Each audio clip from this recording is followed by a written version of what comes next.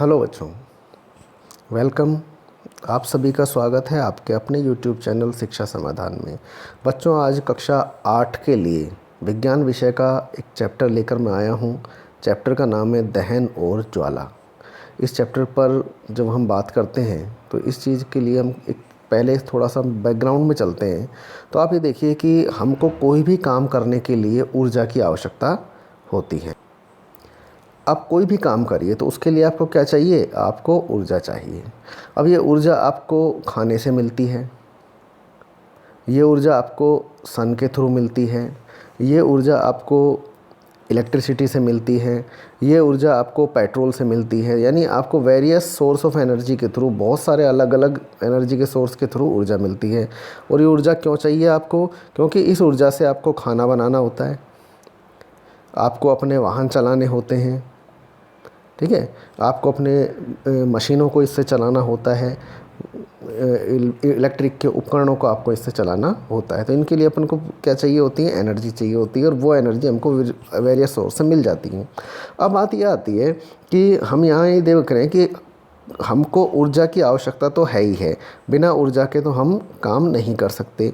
अब इस ऊर्जा को जब इन कामों के लिए हम देते हैं तो हम यहाँ क्या कहते हैं कि ये ऊर्जा बर्न हो रही है इस काम के लिए। तो ये बर्निंग ऑफ एनर्जी जो है ये क्या है, इसके बारे में हम थोड़ा सा देखते हैं। अगर हम बात करें कि दहन क्या होता है, तो दहन का अर्थ सिंपल जो वे में अगर हम बात करें तो यहाँ आपको क्या दिख रहा है कि ये कुछ कोयला है, और ये कोयला क्या हो रहा है? जल रहा है। तो किसी भी पदार्थ का जलना जो है वो क्या कहलाता है? दहन कहलाता है। बिल्कुल सिंपल शब्दों में अगर हम बात करते हैं तो कोई भी पदार्थ बर्न हो रहा है तो उसको हम क्या कहेंगे कि वो दहन हो रहा है। आप सभी लोग होली आपने मनाई होगी, तो होली में आप क्या बोलते हैं? होली को जलाया जाता है ना, तो हम क्या बोलते हैं? होली का दहन हो रहा है, होली का दहन हो रहा है, क्योंकि वहाँ पर उसको जलाया जाए। तो कोई भी पदार्थ अगर जल रहा है तो उसके लिए हम क्या कहेंगे कि वहाँ पदार्थ का क्या हो रहा है? दहन हो रहा है। अब दहन को थोड़ा सा हम साइंटिफिक वे में देखते हैं। देखिए, दहन क्या है? एक केमिकल चेंज है। कैसा चेंज है? केमिकल चेंज है। इसको अगर हम देखें तो हम अभी जो हमने धातु और अधातु वाला पार्ट पढ़ा था वहाँ हमने दो चीज़ें पढ़ी थी। एक पढ़ी थी रासायनिक परिवर्तन और एक पढ़े थे भौतिक। तो देखिए, रासायनिक और भौतिक ये क्या चीज़ होती है? भौतिक हम जानते हैं फिजिकल कैरेक्टरिस्टिक्स होती हैं, किसी चीज़ को देखा जा सकता है, छुआ जा सकता है, वो जो चीज़ें हैं वो उसकी फिजिकल हैं, भौतिक हैं। रसायन का अर्थ है कि उसकी संरचना में परिवर्तन। रासायनिक परिवर्तन का अर्थ क्या है? संरचना में परिवर्तन। यानी एक बार ये परिवर्तन अगर हो गया तो दोबारा यहाँ से वापस नहीं होगा। जैसे लकड़ी है, वो अगर जलकर एक बार राख बन गई तो राख से दोबारा लकड़ी नहीं बन सकती, जबकि भौतिक परिवर्तन में ऐसा नहीं होता है। भौतिक परिवर्तन में क्या होगा कि आपने एक स्प्रिंग है, स्प्रिंग को दबा रखा है, तो वो स्प्रिंग, मान लीजिए एक स्प्रिंग है, इसको आपने दबा दिया, दबा कर क्या होगा? ये छोटी हो गई। अब छोटी होने पर जैसे ही आप इसको छोड़ोगे तो ये दोबारा अपनी सही पोजीशन में आ जाएगी। लेकिन यहाँ ऐसा नहीं होगा। रासायनिक परिवर्तन, आप बहुत अच्छे अच्छे उदाहरण हैं इसके। जैसे दूध फट जाता है, तो दूध फटकर ख़राब हो गया, अब उस दूध को दोबारा सही नहीं किया जा सकता, है ना। तो ये चीज़ें हैं। अब दहन के हम साइंटिफिक जब डेफिनेशन देते हैं तो ये क्या है? दहन एक ऐसा रासायनिक परिवर्तन है। कैसा रासायनिक परिवर्तन है? जो ऑक्सीजन की तो उपस्थिति में हो। पहली शर्त क्या हो गई? ऑक्सीजन की उपस्थिति में होना चाहिए। और इसमें क्या हो कि ऊष्मा और प्रकाश ये दो चीज़ें इसके अंदर उत्पन्न होंगी। रासायनिक परिवर्तन है कैसा? जिसके अंदर ऑक्सीजन की उपस्थिति में होगा और इसमें ऊष्मा और प्रकाश उत्पन्न होगा। तथा क्या होना चाहिए? क्योंकि रासायनिक परिवर्तन हो रहा है तो पदार्थ की संरचना में भी परिवर्तन हो जाना चाहिए, यानी पदार्थ की संरचना भी बदल जानी चाहिए। जैसे देखिए, कोयले का जलना। अब यहाँ कोयला जल रहा है तो कोयला जलने पर क्या बनेगा? राख बन जाएगी, है ना। और साथ में इसमें से क्या निकलेगी? ऊष्मा भी निकलेगी, हीट निकलेगी। और जो कोयला जब जलता है तो उसके आसपास आपने देखा होगा प्रकाश भी हो जाता है। मोमबत्ती का जलना, मोमबत्ती जब जलती है तो इसमें क्या होता है? वैक्स जलता है, इसके अंदर जलता है ना। तो वैक्स जल रहा है और यहाँ से जो फ्लेम निकल रही है, मोमबत्ती में जो फ्लेम निकल रही है, उस फ्लेम से हमको हीट भी मिलती है और लाइट भी मिलती है। ऐसे ही कोई कागज़ है, पेपर है, इस पेपर के जलने पर भी क्या होगा? पेपर जब जलेगा तो पेपर के जलने पर पेपर की राख बन जाएगी, यानी केमिकल चेंज हो गया। ऑक्सीजन से ये काम होगा और जब ये पेपर जलेगा तो वहाँ पर हमको ऊष्मा भी मिलेगी और प्रकाश भी मिलेगा। अब दहन को थोड़ा हम और आगे एलिब्रेट करते हैं, थोड़ा सा और देखते हैं। देखिए यहाँ दो चीज़ें हो रही हैं। यहाँ एक जगह कोयला जल रहा है और एक बल्ब जल रहा है। अब प्रश्न ये आता है कि क्या इन दोनों के अंदर दहन हो रहा है। हमने कहा जलना जो है, दहन का सिंपल अर्थ है कि किसी चीज़ का जलना। तो अभी जल तो दोनों हो रहे हैं, ये भी जल रहा है और ये भी जल रहा है, लेकिन हम इसमें से दहन किसको कहेंगे और क्यों कहेंगे, और दूसरे को अगर दहन नहीं कहेंगे तो क्यों नहीं कहेंगे। देखिए इस प्रश्न को आप थोड़ा सोचिए और इसका जवाब हम ढूंढते। देखिए कोयले का जलना दहन है, जबकि बल्ब का जलना दहन नहीं है। क्यों नहीं है? क्योंकि हमने ये बात कहा कि दहन जो है वो क्या है, एक रासायनिक संरचना में बदलाव होना ज़रूरी है उसके अंदर। अब कोयला जलता है तो राख मिलती है, बल्ब जलने पर क्या होता है, बल्ब जलता है, आप उसका स्विच ऑफ कर देते हो, बल्ब वापस बंद हो जाता है। बल्ब में ऐसा थोड़ी होता है कि आपने जलाया और उसके बाद बल्ब के अंदर राख इकट्ठी हो गई या बल्ब राख में बदल गया, ऐसा नहीं होता। तो इसलिए बल्ब जो है वो दहन की कैटेगरी के अंदर नहीं आएगा, सिर्फ कोयले का जलना जो है दहन की कैटेगरी में आएगा। दूसरी चीज़ हमने कहा कि ऑक्सीजन की उपस्थिति ज़रूरी है दहन के लिए। अब बल्ब जो होता है वो शीशे का होता है, बंद होता है, उसके अंदर इनएक्टिव गैस भरी जाती है, अक्रिय गैस उसके अंदर भरी जाती है, ऑक्सीजन वहाँ पर नहीं होती है। जबकि कोयला जो जल रहा है वो ओपनली एटमॉस्फेयर में जल रहा है और वहाँ ऑक्सीजन उसके अंदर होता है। तो बल्ब का जो जलना है उसको हम दहन नहीं मानेंगे, सिर्फ किसको मानेंगे, कोयले के जलने को ही दहन मानेंगे। ठीक है जी। अब देखिए दहन कभी भी होगा तो उसके लिए आवश्यक परिस्थितियाँ क्या हैं कि दहन कब होगा। तो दहन के लिए देखिए तीन चीज़ें ज़रूरी हैं। पहला, वो पदार्थ जो जल सके, इसको हम कहते हैं दाह्य पदार्थ, ऐसा पदार्थ जो जल सके। दूसरी चीज़ क्या होनी चाहिए, ऑक्सीजन जो सहायक के रूप में जो उस पदार्थ को जलाए। और तीसरा, ज्वलन ताप वहाँ पर होना चाहिए। अब ये ज्वलन ताप क्या है ये हम अगले स्लाइड्स के अंदर देखते हैं। देखिए पदार्थ जो हैं वो दो प्रकार के होते हैं। पहला है अधाय पदार्थ। अधाय यानी कि ऐसे पदार्थ जिनको जलाया नहीं जा सकता सामान्य परिस्थिति, जैसे कांच। अब कांच को आप अगर सिंपल चूल्हे के अंदर डाल दें या मोमबत्ती से जलाने की कोशिश करें तो कांच जलेगा नहीं। लोहा है, गर्म हो जाएंगे लेकिन जलेंगे नहीं। पत्थर है, मिट्टी है, ये सारे कैसे पदार्थ हैं जिनको जलाया नहीं जा सकता, सामान्य परिस्थितियों में जलाया नहीं जा सकता। दाह्य पदार्थ होते हैं, वो क्या होते हैं, जो आसानी से जलाए जा सकते हैं, जैसे कोयला।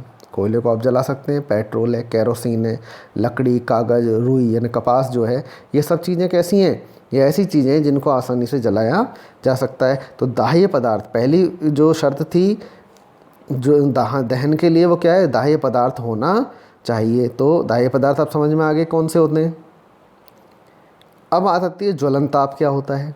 देखिए ज्वलन यानी कि वो ताप जिस पर कोई चीज़ जलने लगती है, वह न्यूनतम तापमान जिस पर कोई पदार्थ जलने लगे उसी को क्या कहते हैं, हम ज्वलन ताप कहते हैं। अलग अलग पदार्थों के लिए ये अलग अलग होता है। किसी पदार्थ का ज्वलन ताप बहुत कम होता है और किसी पदार्थ का ज्वलन ताप बहुत ही ज़्यादा होता है। जिस पदार्थ का कम ताप होगा वो जल्दी जलेगा, जिसका ज्वलन ताप ज़्यादा होगा वो देर जलेगा। आपने देखा होगा कि सूखी लकड़ियाँ हैं, अगर सूखी लकड़ियाँ हैं तो उनमें आग बहुत जल्दी लग जाती है क्योंकि उनका ज्वलन ताप क्या होता है, कम होता है।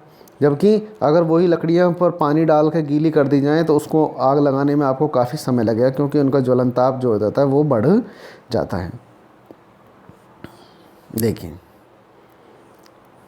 यहाँ पर आपके सामने दो चित्र हैं, एक हरी पत्तियाँ हैं और दूसरी में कैसी हैं, सूखी पत्तियाँ। तो कौन सी जल्दी जलेंगी, कौन सी जलेंगी, सबसे पहले कौन सी पत्तियाँ जलेंगी, सूखी पत्तियाँ जलेंगी। क्यों?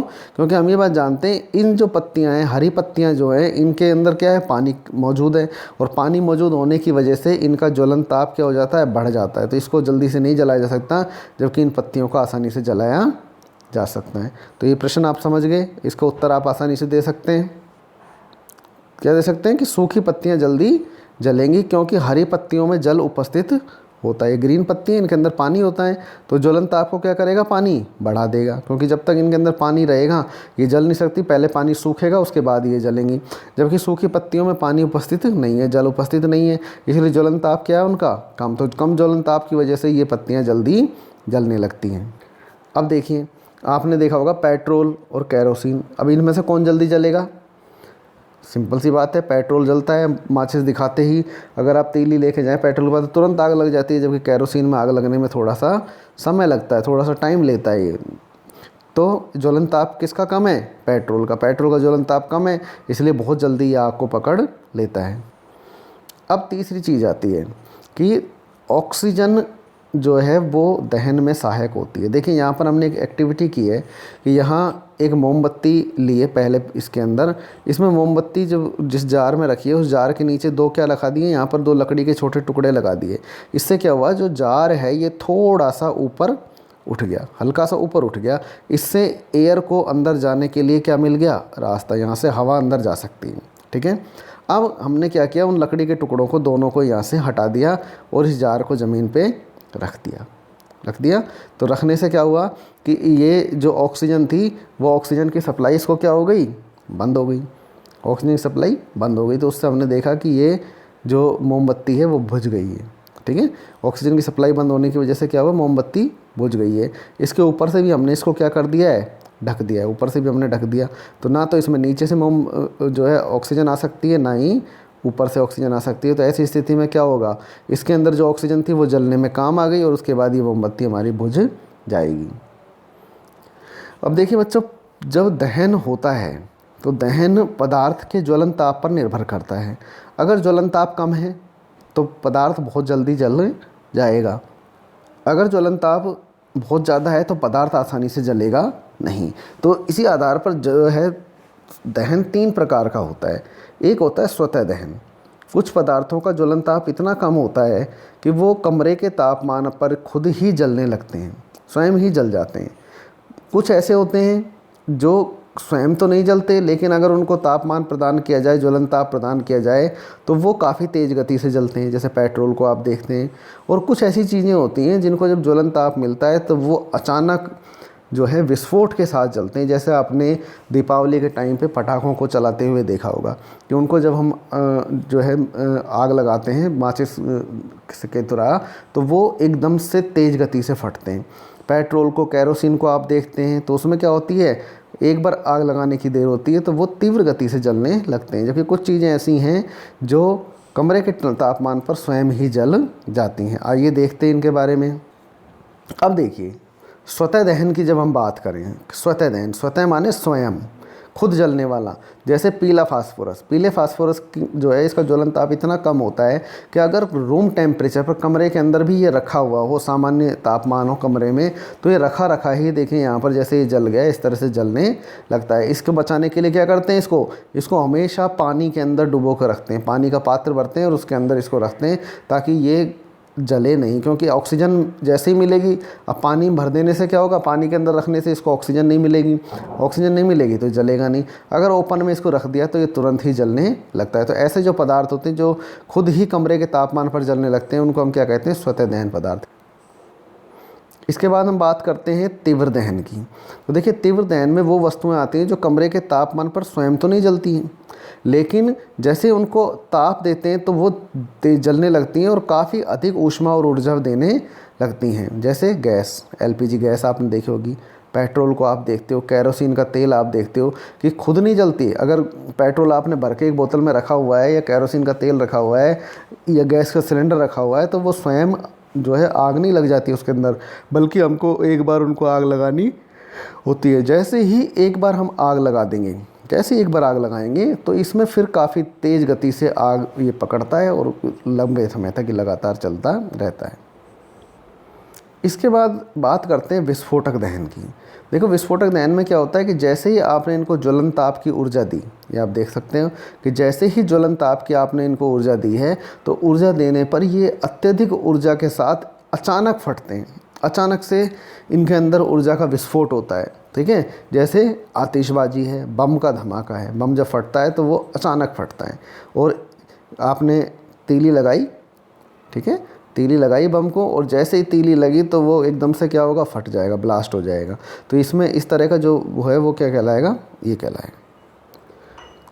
अब देखिए बच्चों, आपने देखा होगा कि पेट्रोल पंप, दुकान, शोरूम वगैरह पे कभी गए हो तो वहाँ पर इस तरीके का ये उपकरण रखा हुआ मिलेगा आपको। वहाँ पर ये उपकरण क्या है, ये उपकरण का नाम है अग्निशामक यंत्र। ये 2 प्रकार का होता है, एक होता है जो फोम बेस होता है और दूसरा होता है सोडा बेस। अभी हमारे जो कोर्स के अंदर है वो सोडा बेस है तो हम उसी के बारे में बात करेंगे। देखिए, इसके अंदर होता क्या है, इसको अगर हम देखें तो अंदर से ये कुछ इस प्रकार का है। इसके अंदर यहाँ पर जो ये चैम्बर है, इस चैम्बर में सोडियम बाइकार्बोनेट, जो आपने घरों में खाने का सोडा नाम सुना होगा, सोडियम बाइकार्बोनेट, ये इसका सूत्र है सोडियम बाइकार्बोनेट का NaHCO3। तो ये इसका जलीय विलयन यहाँ पर भरा हुआ होता है, इसके अंदर सोडियम बाइकार्बोनेट का जलीय विलयन भरा हुआ है, ठीक है। और यहाँ जो एक टंकी है, ये एक छोटी सी यहाँ पर शीशे की टंकी दिखाई दे रही है, इसके अंदर सल्फ्यूरिक एसिड, जिसको हम गंधक का तेजाब कहते हैं, वो भरा हुआ होता है, वो यहाँ भरा रहता है। अब जब हमारे को कहीं आग लग गई और हमको इसका उपयोग लेना है, तो हम क्या करते हैं, जो ये 2 हैंडल यहाँ दिखाई दे रहे हैं, इन हैंडल्स को ज़ोर से दबाते हैं, या इसको उल्टा ज़मीन के ऊपर, यहाँ से ज़मीन के ऊपर ये जो कील है इसको ज़ोर से मारते हैं। मारने से क्या होगा कि ये कील इस जगह से टकराती है, और टकराने से ये जो कांच की शीशी है, ये कांच की शीशी फट जाती है। फटते ही जब ये कांच की शीशी फटेगी तो सल्फ्यूरिक एसिड क्या होगा, सल्फ्यूरिक एसिड इस जो सोडियम बाइकार्बोनेट है, खाने का सोडा है, इसके अंदर बिखर जाएगा। इसके बिखरने से सोडियम सल्फेट बनता है, Na2SO4 सोडियम सल्फेट बनता है, कुछ मात्रा में पानी बनता है, और कार्बन डाइऑक्साइड बनती है। कार्बन डाइऑक्साइड जो है वो पानी से हल्की है, तो वो क्या होगी, इसके ऊपर यहाँ पर इकट्ठी हो जाएगी। इकट्ठी होने के बाद ये जो नली साइड में दिखाई दे रही है, इस नली से उसको बाहर निकाला जाएगा, और जहाँ भी कहीं मान लीजिए आग लग रही है, यहाँ पर अचानक से अगर आग लग गई है, तो इस नली से इस जगह पर क्या होगा, कार्बन डाइऑक्साइड को छिड़क दिया जाएगा। इससे यहाँ पर कार्बन डाइऑक्साइड की मात्रा बढ़ जाएगी। कार्बन डाइऑक्साइड की मात्रा बढ़ने से क्या होगा, ऑक्सीजन की मात्रा यहाँ पर कम हो जाएगी। जो जलने वाली चीज़ है उसके चारों तरफ कार्बन डाइऑक्साइड घेरा बना लेगी। भारी गैस होती है, तो क्या होगा, जब ऑक्सीजन वहाँ तक जाएगी नहीं, तो ऑक्सीजन नहीं जाने से क्या होगा, वो आग जो है वो बुझ जाएगी, क्योंकि हम जानते हैं कि ऑक्सीजन जो है वो किसी भी आग को लगने के लिए आवश्यक होती है। अब बात आती है कि ज्वाला क्या होती है। देखिए, ये एक मोमबत्ती आपको यहाँ दिखाई दे रही है, इसमें बहुत सुंदर सी फ्लेम ऊपर की तरफ निकल रही है, ज्वाला निकलती हुई, लपट जो लौ निकल रही हुई आपको यहाँ दिखाई दे रही है, ये वाली, है ना। तो ये ही लौ जो है, इसको क्या कहते हैं, ज्वाला कहते हैं। लेकिन वैज्ञानिक रूप से अगर हम देखें कि आखिरकार ये होती क्या है, तो हम थोड़ा सा इसको देखते हैं। देखिए, गैसों का जलने वाला जो क्षेत्र होता है ना, वो ज्वाला कहलाता है। अब ये वैक्स है, यहाँ पर आप देख रहे हैं, ये वैक्स है, मोम है, ये मोम है, ठीक है। यहाँ पर मोम क्या हो रहा है, इस जगह पर मोम जल रहा है। ये बत्ती जो लगी होती है, इस पर क्या जलता है, मोम जलता है। तो ये मोम जब जल रहा है, तो इसका जो जलने वाला क्षेत्र है, जो जलने वाला क्षेत्र है, ये जो इसका जलने वाला क्षेत्र है, इसी को हम क्या कहते हैं, ज्वाला। इसी को क्या कहेंगे, ज्वाला कहते हैं, ठीक है। इसके 3 भाग होते हैं। जो ये भाग आपको दिखाई दे रहा है, ये इसका सबसे गर्म भाग है। बीच वाला ये जो नारंगी पीला सा भाग दिखाई दे रहा है, ये कम गर्म है, ठीक है। और जो सबसे नीचे ये ब्लैक कलर का जो आपको दिखाई दे रहा है, ये सबसे कम गर्म भाग होता है। इसके बारे में हम थोड़ा डिटेल में पढ़ते हैं, आइए। देखिए, ये आपको ज्वाला दिखाई दे रही है, इसमें जो ये ऊपर आपको दिखाई दे रहा है, ठीक है, ये जो ऊपर का भाग दिखाई दे रहा है, यहाँ जो किनारे, ये नीले रंग की ज्वाला है। देखिए यहाँ पर, यहाँ ऊपर जाते जाते दिखाई देना बंद हो जाता है, साइड में थोड़ी थोड़ी दिखाई दे रही है। ये जो पार्ट है, ये सबसे गर्म भाग होता है इसका, क्योंकि इसमें क्या होता है, पूर्ण दहन हो जाता है। इसके बीच में जो ये हिस्सा दिखाई दे रहा है आपको, ये वाला, ठीक है, ये जो भाग है, ये कम गर्म भाग होता है। इसमें कुछ मात्रा में वैक्स बचा होता है, बाकी मैक्सिमम वैक्स इसमें जल चुका होता है। ज़्यादातर मोम यहाँ जल चुका होता है, थोड़ा बहुत मोम यहाँ बचता है। इसके बाद जो ये सबसे नीचे जो आपको यहाँ ब्लैक कलर का बत्ती के जस्ट पास वाला जो भाग दिखाई दे रहा है, गहरे काले से रंग का है, ये किसी ज्वाला का सबसे कम गर्म भाग होता है। अब देखिए, सबसे कम गर्म भाग कौन सा है, सबसे अंदर वाला भाग है, ये वाला भाग है, काले रंग का होता है, ठीक है। बत्ती के सबसे पास होता है, बत्ती है, ये यहाँ पे बत्ती होती है, तो इसके बिल्कुल सबसे पास है। इसमें क्या होता है, बिना जला मोम की वाष्प होती है। इसमें बिना जले मोम की क्या होती है, वाष्प। जब मोम पिघल रहा होता है, तो पिघल कर सीधा यहाँ पर वाष्प के रूप में गर्मी की वजह से वो कन्वर्ट हो जाता है, पूरी तरह से जल नहीं पाता, और बिना जले वाष्प के क्या होते हैं, कण इसके अंदर होते हैं। ये बिना दहन वाला भाग है, यहाँ पर अभी दहन हुआ नहीं है। इसका तापमान भी क्या होता है, सबसे कम तापमान इसका होता है। इसके बाद हम देखें बीच वाले इस भाग की, जो नारंगी से रंग का आपको ये दिखाई देता है, ये जो है बीच का भाग कहलाता है। इसमें जो मोम यहाँ से वाष्प बना था, जो इस हिस्से से वाष्प बनकर उड़ रहा था ऊपर की तरफ, वो मोम जो है कुछ हद तक यहाँ पर जल चुका होता है, तो आंशिक दहन कहते हैं इसको। ठीक है, इसका रंग कैसा है, नारंगी से पीले रंग का, नारंगी पीले रंग का ये होता है। इसका ताप जो है वो इस हिस्से से के मुकाबले इसका ताप क्या है, ज़्यादा होता है। अपूर्ण दहन वाला भाग है, पूरी तरह दहन नहीं है इसके अंदर, आंशिक दहन हुआ है। इसमें मोम का पूर्ण रूप से दहन नहीं होता है। ठीक है, जब दहन हो जाएगा, जब तो पूर्ण दहन वाला स्थिति हो जाएगी। अब देखिए सबसे बाहरी ये जो भाग है, ये जो भाग है ना, सबसे ऊपर जो भाग दिखाई दे रहा है, ये तीर थोड़ा सा गलत लग गया, ये जो सबसे बाहरी भाग है, ठीक है, सबसे ऊपर का जो नीला, या नीचे से जो नीला रंग का दिख रहा है आपको, ये ऊपर तक, किनारे तक, ऊपर तक दिखाई देता है। अगर ध्यान से आप देखेंगे तो दिखेगा, कई बार यहाँ पर दिखता नहीं है, लेकिन इसमें गैसें इतनी पास होती हैं, बहुत पतला भाग होता है ये जो भाग है, ये भाग कहलाता है सबसे ऊपरी भाग। और इस भाग में को पूर्ण दहन वाला भाग कहते हैं। इस सबसे गर्म होता है, सबसे गर्म होता है। सुनार जो है सोने वगैरह का काम करते हैं, वो इसी सबसे बाहरी जो भाग है, इसके द्वारा ही गहने को, सोने को पिघलाते हैं। इसमें चमक नहीं होती है, बहुत कम दिखाई देता है ये। और दिखता है तो कैसे रंग का दिखता है, नीले रंग की ज्वाला दिखाई दे रहा है आपको, थोड़ा थोड़ा सा नीले रंग की ज्वाला के साथ में इस तरह से दिखाई देता है। अब एक प्रश्न आपसे बात करते हैं कि सुनार जो है, गोल्ड स्मिथ जो होता है, वो सोने को पिघलाने के लिए ज्वाला के किस भाग का प्रयोग करता है। मैंने आपको बताया कि गोल्ड स्मिथ कौन से भाग का लेगा, जो ज्वाला है उस ज्वाला के किस भाग का प्रयोग करेगा, सबसे बाहरी भाग का, सबसे बाहरी भाग का करेगा, क्योंकि इसी का तापमान सबसे ज़्यादा होता है। अब हमारे इस पाठ में बात आती है ईंधन। ईंधन हमने पिछले पाठ में जब पढ़ा था तो वहाँ दो प्रकार के एनर्जी रिसोर्सेज पढ़े थे, नवीनकरणीय और गैर नवीनकरणीय। ठीक है, तो जो नवीनकरणीय एनर्जी रिसोर्सेज थे उनको ईंधन के रूप में हालांकि वैज्ञानिक प्रयोग कर रहे हैं लगातार कि उनको अधिक से अधिक हम प्रयोग कर सकें, लेकिन अभी जो हम इस पाठ में पढ़ रहे हैं वो गैर नवीनकरणीय यानी नॉन रिन्यूएबल एनर्जी रिसोर्सेज के बारे में हम बात कर रहे हैं। अब वहाँ देखिए ईंधन क्या होता है। आप ये तो जानते हैं पेट्रोल, डीजल, केरोसिन, मिट्टी का तेल, लकड़ी, ये सब के सब क्या हैं, ईंधन है। लेकिन वास्तव में ईंधन कहते किसे हैं, इसको हम देखते हैं। तो आइए देखते हैं इसके अंदर। देखिए बच्चों, ईंधन की जब हम बात करते हैं तो वे सब पदार्थ जो जलने पर काफ़ी मात्रा में ऊर्जा प्रदान करें, क्या प्रदान करें, ऊर्जा प्रदान करें, आसानी से उपलब्ध हो जाएं, वायु में आसानी से जल जाएं, क्या कहलाते हैं, ईंधन कहलाते हैं। ठीक है, वे पदार्थ जो जब उनको जलाया जाए तो काफ़ी मात्रा में ऊर्जा दें, इजीली आपको उपलब्ध हों, हवा में आसानी से जलें, उनको क्या कहलाता कहा जाएगा, ईंधन। अब उदाहरण हम देखें तो जैसे पेट्रोल देखो आसानी से मिल जाता है, आसानी से जल जाता है। डीजल, मिट्टी का तेल, केरोसिन कहते हैं इसको। एलपीजी गैस जो घरों में सिलेंडर में आती है, लकड़ी, कोयला, गोबर के उपले, बहुत सारे उदाहरण हैं इनके। ये सभी क्या हैं, ईंधन हैं। अब मोटे तौर पर अगर हम देखें तो ईंधन तीन प्रकार के होते हैं। एक होता है ठोस ईंधन, जैसा आप जानते हैं कोक है, कोयला है, लकड़ी है, ये सब कैसे हैं, ठोस ईंधन है, सॉलिड होते हैं। द्रव ईंधन होते हैं जैसे पेट्रोल, पेट्रोल कैसा होता है, लिक्विड होता है पानी की तरह। केरोसिन, ये सब के सब क्या हैं, द्रव ईंधन है। गैस ईंधन आप जानते हैं जो गैस के रूप में होते हैं, जैसे एलपीजी जो घरों में सिलेंडर आता है एलपीजी का, वो कैसा है, गैस है। सीएनजी आजकल जो गाड़ियों वगैरह में चलाने के लिए काम आता है। तो ये तीन प्रकार के ईंधन मुख्य रूप से हमारे सामने उपलब्ध हैं। अब बात यह आती है कि आप एक अच्छा ईंधन किसे कहोगे, आदर्श ईंधन, बढ़िया ईंधन किसको कहोगे कि ये ईंधन सबसे अच्छा है।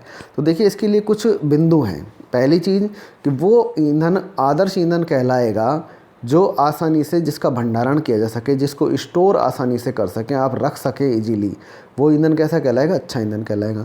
लाने और ले जाने में जिसमें सुविधा हो, ठीक है, बिना हानिकारक गैस या पदार्थों को छोड़े आसानी से जल सके। ऐसा ना हो कि उस ईंधन को जलाओ तो उसमें इतनी जहरीली गैसें निकलें कि उससे हमारी मृत्यु हो जाए। तो ऐसी चीज़ें नहीं होनी चाहिए। धुआं कम से कम उत्पन्न करे या धुआं को उत्पन्न नहीं करे। ठीक है, जब उसको जलाया जाए तो अन्य पदार्थों की तुलना में अधिक मात्रा में क्या दे, ऊर्जा दे। जितनी ज़्यादा ऊर्जा देगा उतनी ज़्यादा अच्छा ईंधन माना जाएगा।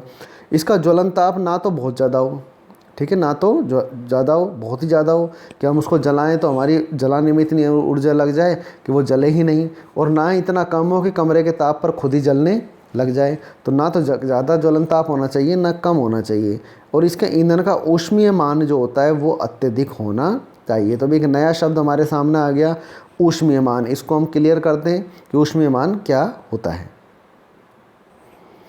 अब देखिए, हम कुछ जो सामान्य तौर पर ईंधनों का उपयोग करते हैं जैसे गोबर के उपले, कोयला, पेट्रोल, मिट्टी का तेल, इनके ऊष्मीय मान को अगर हम देखें तो जैसे मान लीजिए आपको 1 किलो गोबर के उपले दिए जाएं तो आपको जो ऊष्मीय मान मिलेगा वो 6000 से 8000 किलो जूल प्रति कैलोरी मिलेगा। अगर आपको उसके स्थान पर 1 किलो कोयला दिया जाए तो आपको ऊष्मीय मान मिलेगा 17000 से 22000 किलो जूल तक। अगर पेट्रोल दें 1 किलो ही तो आपको कितना जो है ऊष्मीय मान मिलेगा 45000। मिट्टी का तेल दें तो उससे भी लगभग इतना ही मिलता है। सीएनजी अगर उपयोग में लेते हैं आप गैस तो इससे मिलेगा 50000। एलपीजी गैस अगर उपयोग में लेते हैं तो 55000। और अगर हाइड्रोजन का उपयोग करें तो आपको जो ऊष्मीय मान मिलेगा वो 1,50,000। तो ऐसी स्थिति में हम देखते हैं कि ऊष्मीय मान लगातार क्या हो रहा है, इधर की तरफ बढ़ता जा रहा है, लगातार बढ़ता जा रहा है। तो सबसे अच्छा ईंधन किसको माना जाएगा, सबसे अच्छा ईंधन किसको मानेंगे, हाइड्रोजन को मानेंगे, क्योंकि इसका ऊष्मीय मान सबसे अच्छा है। लेकिन घर की अगर हम बात करें तो घर पे गोबर के उपले सबसे अच्छे ईंधन है या एलपीजी गैस है, एलपीजी गैस है। क्यों, क्योंकि इसका ऊष्मीय मान सबसे ज़्यादा है। ठीक है। अब बच्चों देखिए क्या है कि जब हम ईंधन को जलाते हैं तो ईंधन को जब आपने जलाते देखा होगा, लकड़ी घर में जलते हुए, गैस जलते हुए, पेट्रोल को जलते हुए गाड़ियों के अंदर आपने देखा होगा, तो उनसे कुछ अपशिष्ट पदार्थ निकलते हैं। जब लकड़ी जो चूल्हे में जलती है तो उसमें से क्या निकलती है, धुआं निकलती है। तो जैसे लकड़ी है, कोयला है, पेट्रोल, इनको जलाते हैं तो बिना जले क्या निकलते हैं, उस धुआं के अंदर कार्बन के कण होते हैं जो जलने से रह जाते हैं। वैसे तो जल जाता है ईंधन, लेकिन फिर भी कुछ मात्रा में जो ईंधन जलने से बच जाता है तो वो कार्बन के कण वातावरण में आ जाते हैं। अब वातावरण में क्या होता है कि वातावरण में से हम कौन सी गैस लेते हैं श्वसन में, ऑक्सीजन गैस लेते हैं। अब जब हम इस ऑक्सीजन गैस को श्वास में ग्रहण कर रहे हैं तो हवा में ये कार्बन के कण भी वाहनों के द्वारा, चूल्हे के द्वारा छोड़ दिए गए, तो इस ऑक्सीजन के साथ साथ ये कार्बन के कण भी हमारे शरीर में प्रवेश कर जाते हैं। और शरीर में प्रवेश करके कहाँ जमा हो जाते हैं, ये शरीर में प्रवेश करके हमारे फेफड़ों में जमा हो जाते हैं। और इनके जमा हो जाने से हमारे को क्या हो जाता है, श्वास संबंधी बीमारी हो जाती हैं, जैसे दमा, इस तरह की बीमारियाँ इससे उत्पन्न हो जाती हैं। दूसरी जो समस्या उत्पन्न होती है वो क्या है कि देखिए कई बार क्या होता है कि आपने सर्दियों में इस चीज़ को सुना होगा कि सर्दियों में बहुत सारे लोग अंगीठी जलाते हैं और कमरे के अंदर ला के रख लेते हैं। अब किसी भी पदार्थ को जलने के लिए किसकी आवश्यकता होती है, ऑक्सीजन की आवश्यकता होती है। बिना ऑक्सीजन के कोई पदार्थ जल नहीं सकता। अब सर्दियों में क्या करते हैं कि जब अंगीठी जलाते हैं तो उसका गेट बंद कर देते हैं कमरे का। अब कमरे का जब गेट बंद कर देंगे तो बाहर से ऑक्सीजन आ नहीं पाएगी, ताज़ी हवा बाहर से आ नहीं पाएगी जिसमें ऑक्सीजन थी। ऑक्सीजन बाहर से नहीं आएगी तो कमरे की जो ऑक्सीजन है वो पहले कार्बन, जो कोयला जल रहा है इस अंगीठी के अंदर, उसके द्वारा उपयोग में ले ली जाएगी और पहले क्या बनेगा, कार्बन डाइऑक्साइड, CO2 गैस बनेगी। लेकिन धीरे धीरे जो कमरे की मैक्सिमम ऑक्सीजन है वो उपयोग में आ चुकी होगी। अब कार्बन को जलने के लिए, जब कोयला जलेगा तो उसको जलने के लिए उतनी मात्रा में ऑक्सीजन उपलब्ध नहीं होगी, है ना। यहाँ देखिए क्या हो रहा है कि एक कार्बन अणु को जलाने के लिए 2 अणु ऑक्सीजन की ज़रूरत है, लेकिन अब ऑक्सीजन की क्या हो गई, कमी हो गई तो कार्बन को उतनी ऑक्सीजन नहीं मिलेगी, इसलिए कार्बन क्या करेगा, जलने लगेगा। तो कार्बन मोनोऑक्साइड, इसका जो सूत्र होता है कार्बन मोनोऑक्साइड का होता है CO, इसका निर्माण करने लगेगा। अब जब ये निर्माण करेगा तो ये गैस कहाँ रहेगी, वातावरण में रहेगी। वातावरण में हम श्वास लेंगे और श्वास लेने से ये कार्बन मोनोऑक्साइड जो गैस है ये हमारे फेफड़ों में चली जाएगी, वहाँ से हमारे रक्त में चली जाएगी। और ये बहुत जहरीली गैस होती है, बहुत विषैली गैस होती है। अगर ये हमारे शरीर में काफ़ी लंबे समय तक जाती रहे, 1-2 घंटे तक ये जाती रहे, तो उससे व्यक्तियों की मृत्यु भी हो जाती है। इसके बाद जो तीसरी समस्या ईंधन से आती है वो ये आती है कि ज़्यादातर जो ईंधन हैं वो कार्बन डाइऑक्साइड गैस उत्पन्न करते हैं। ठीक है, ज़्यादातर जो ईंधन है वो क्या, कौन सी गैस निकालते हैं जब जलते हैं, तो कार्बन डाइऑक्साइड। अब कार्बन डाइऑक्साइड गैस जो है ये अत्यधिक मात्रा में जब उत्सर्जित होती है तो ये चारों ओर इकट्ठी होने लग जाती है। और जब पृथ्वी के चारों ओर ये गैस इकट्ठी होती है तो उससे क्या होता है कि जो सूर्य की किरणें हैं वो पृथ्वी तक सही ढंग से आ नहीं पाती, और जो किरणें पृथ्वी तक आ जाती हैं उनको ये वापस वातावरण में लौटने नहीं देती। ठीक है। तो इससे क्या होगा, पृथ्वी का तापमान लगातार बढ़ता जाता है, और ये जो तापमान बढ़ता है इसको हम कहते हैं ग्लोबल वार्मिंग। पृथ्वी का जो टेम्परेचर बढ़ रहा है लगातार, इसको हम क्या कहते हैं, ग्लोबल वार्मिंग कहते हैं। ग्लोबल वार्मिंग से क्या होगा कि जो पृथ्वी के उत्तर और दक्षिणी ध्रुवों पर जो जमी हुई बर्फ़ है, तापमान बढ़ेगा, तापमान बढ़ने पर बर्फ़ क्या होती है, पिघलने लगती है, और बर्फ़ पिघल कर उसका पानी कहाँ जाता है, समुद्र के अंदर आ जाएगा। इन समुद्र के अंदर उसका पानी आ जाएगा और समुद्र का जल स्तर बढ़ने लगेगा। तो इससे क्या होगा, पृथ्वी के जो समुद्र के किनारे के भूभाग हैं वो समुद्र में डूबने लग जाते हैं, और इससे सुनामी जैसी स्थितियाँ पैदा होती हैं। एक दूसरा इससे क्या प्रभाव पड़ रहा है, इससे ग्रीन हाउस इफेक्ट पड़ रहा है, ग्रीन हाउस प्रभाव पड़ रहा है। ग्रीन हाउस प्रभाव की वजह से क्या है, मौसम बदल रहे हैं, लगातार मौसम बदल रहे हैं, पृथ्वी के तापमान में क्या हो रही है, वृद्धि हो रही है। चौथा जो इसका प्रभाव पड़ता है ईंधन को अत्यधिक जलाने पर, देखिए आपने देखा होगा कोल और डीजल वगैरह जब जलते हैं तो इनसे सल्फर डाइऑक्साइड गैस निकलती है। सामान्य तौर पर तो ईंधनों से कौन सी निकलती है, CO2, लेकिन जो हाइड्रोकार्बन जलते हैं तो इनसे कौन सी गैस और निकलती है, सल्फर डाइऑक्साइड। और जो उद्योग धंधे हैं, कारखाने हैं, वहाँ से नाइट्रोजन ऑक्साइड गैस भी निकलती है, N2O निकलती है। ये जो गैसें हैं ये कहाँ पहुँच जाती हैं, ये पहुँच जाती हैं वातावरण में। वातावरण में पहुँचने पर देखिए आप चित्र के अंदर देख सकते हैं कि NO2 गैस निकली और SO2 गैस निकली, ठीक है। ये दोनों गैस क्या होती हैं, दोनों गैस वातावरण में पहुँच गई यहाँ पर। अब यहाँ पर क्या होगा, बारिश के बादल हैं, पानी है उन बादलों के अंदर। यहाँ क्या होगा, जो बारिश के बादल हैं उन बादलों में क्या है, पानी है। इस पानी के साथ में ये जो है अभिक्रिया करेंगे। ये किस प्रकार अभिक्रिया करते हैं,